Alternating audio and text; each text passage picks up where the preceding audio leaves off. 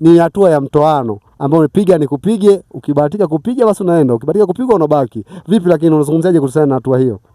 Asante. Moja kwa moja kabisa kupitia Kipili Extra. Mtangazaji wako wa leo ni Mlekwa Mikidadi. Tupo hapa katika uwanja wa Kamachum Karemela, uwanja wa polisi. Nimekutana na mchezaji katika siku ya leo, ni mchezaji maarufu sana katika ligi yetu hii ya PO Mwijage Cup ya 2026. Mchezaji huyu anatoka timu ya klabu ya Kanoni FC. Bwana, habari yako? Habari ni njema. Kwa majina tafadhali? Kwa majina naitwa Abdulkarim Zakiru Pancras. Asante. Huyu ni Abdulkarim. Anacheza nafasi gani mchezaji? Middle 6 au middle 8?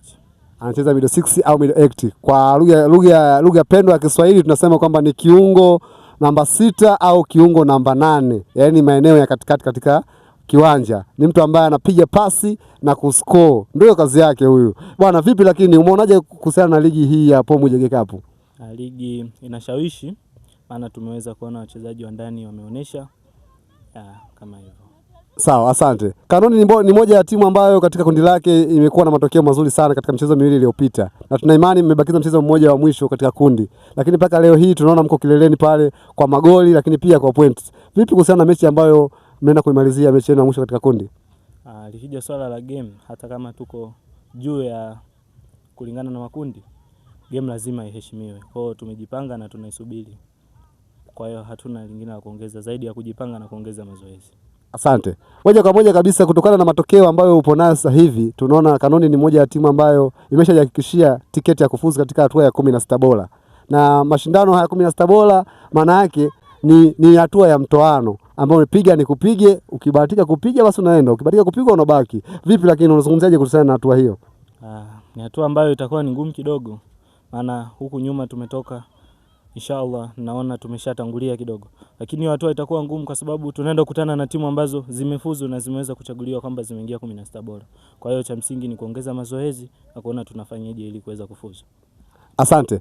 Hayo ni baadhi tu ya dondoo ambazo kuhusiana na kundi la FC Kanoni ambayo yeye tayari ipo nafasi ya kwanza mpaka muda huu tunapozungumza, lakini pia anaongoza kwa magoli mengi. Tumeona Kanoni ni timu moja ambayo ina wachezaji wazuri sana, lakini pia kuna mfungaji ambayo ni striker mzuri sana.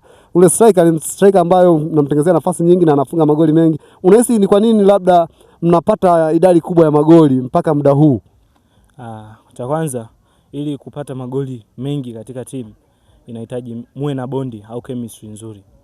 Kuanzia middle 8, middle 6, namba 10. Na ukija kuangalia kwenye kikosi chetu namba 9 ndio mchezaji ambaye tunamtegemea aende kuscore magoli mengi. Na actually ndio mchezaji ambaye saa hizi anaongoza katika ligi. So bondi yetu tunamshukuru Mungu ni nzuri kuanzia middle 6 hadi kupanda. Kwa hiyo ndio maana nafasi nyingi wanamtengenezea za kuweza kuscore magoli. Asante. Bado niko kwa Kanoni. Kanoni ni timu ambayo ina vijana. Na vijana hao ni vijana bado ni wabichi sana.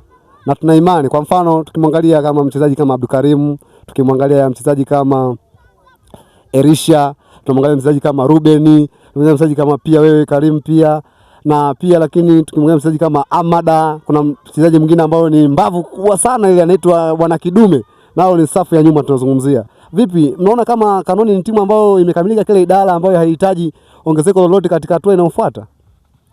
Likija swala la mpira, hatuwezi kuhakikisha kwamba watu ambao hapo ndo wanapaswa endelee kuwepo kwenye timu. Hilo swala haliwezi kunyooshwa kabisa. Kwa wachezaji lazima wahitajike.